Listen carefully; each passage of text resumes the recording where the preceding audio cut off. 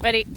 So, well, you're right, because the thing is, like, we mean well. Like, a lot of dog trainers, when we talk about, oh, it's got to be a positive experience, I think people are way, like, over the, like, toppled side where we do all these extremes of, like, positive experiences and negative experiences. Good. Yeah, that's it. You hold that. But the thing is, in life, there are things that will never become a positive experience, no matter what you do.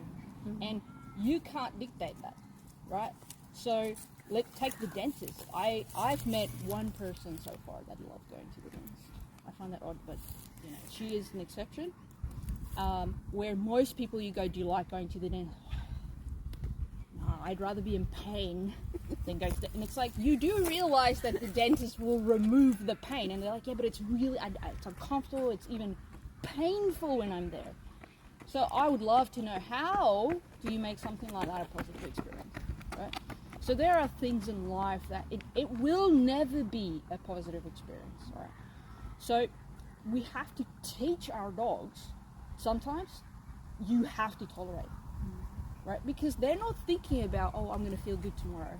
You know, like when you take, the vet and grooming is one of the two activities that people are very negligent with their dogs. Because they're like, well, I want to give him a positive experience, but he's not. And I'm like, okay, if he's never seeing it as a positive experience, you have to teach your dog to tolerate. Because what they do, and this is, and if I sound like I'm being judgmental, I am, because you're asking strangers to become the bad guys in your dog's life. Just because you are not teaching your dog. So with the puppies, like the little lab puppies we've been doing, is we do a lot of stuff where we're teaching them, you've got to tolerate, mate. Okay? And people, oh, you've got to make it a positive experience. I can try and make it a positive experience, but really I'm aiming more for neutral.